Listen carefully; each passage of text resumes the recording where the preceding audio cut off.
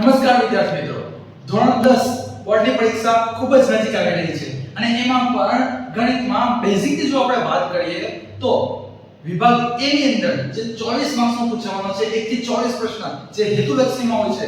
ઘણા બધા વિદ્યાર્થીઓના જે માર્ક્સ કપાય છે 1 થી 2 માર્ક્સ આ હેતુલક્ષીમાં કપાય છે. જો હેતુલક્ષીની અંદર જો તમારા 24 માંથી 24 માર્ક્સ આવી ગયા તો કોઈ પણ તમને 80 માંથી 80 માર્ક્સ લાવતા રોકી નથી શકતા. તો આ 24 માર્ક્સમાં પરફેક્ટ તૈયારી જો કરવી હોય તો કઈ રીતે કરવી, જેની અંદર ક્વેશ્ચન નંબર 1 જે છે એ ચેપ્ટર 3 માંથી પૂછાશે અને ચેપ્ટર 3 માંથી પણ મારે શું વાંચવું, એમસીક્યુ કેવો પૂછાશે તો કે કોષ્ટકમાંથી. કયું કોષ્ટક? જેની અંદર આપણે જોયું તો સમપાતી, છેદતી, સમાંતર, એના ઉકેલ કેટલા, સુસંગત છે કે નથી. આ જે કોષ્ટક હતું આ કોષ્ટકમાંથી ક્વેશ્ચન નંબર 1 એટલે કે એમસીક્યુ 1 આવશે.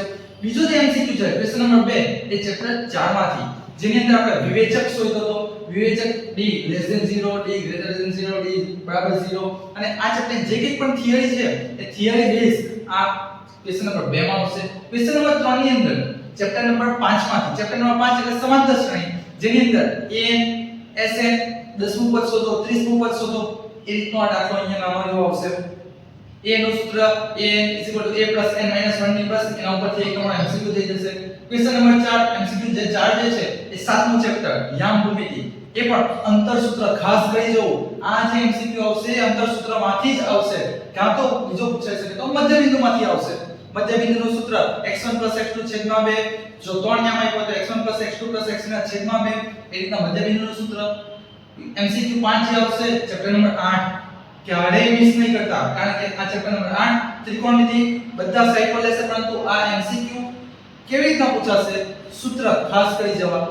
sin cos સાબાના છેદમાં કર્ણ, પાબાના છેદમાં કર્ણ, કિંમત છે sin 0 30 45 60 90, એની ઉપરથી આ ક્વેશ્ચન નંબર 5 આવશે. ક્વેશ્ચન નંબર 6 એ ચેપ્ટર નંબર 13 એટલે કે આંકડાશાસ્ત્ર. આંકડાશાસ્ત્રની સંભાવના જે બે ચેપ્ટર છે ક્યારેય મિસ નથી કરવાના, પરંતુ આની અંદર એમસીક્યુ કેવો પૂછાઈ શકે.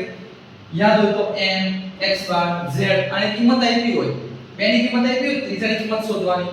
ક્યાં તો પછી બીજું એક સમીકરણ આપણે જોયું તો z = 3m - 2x બાર, આ સૂત્રની ઉપરથી આવી શકે છે.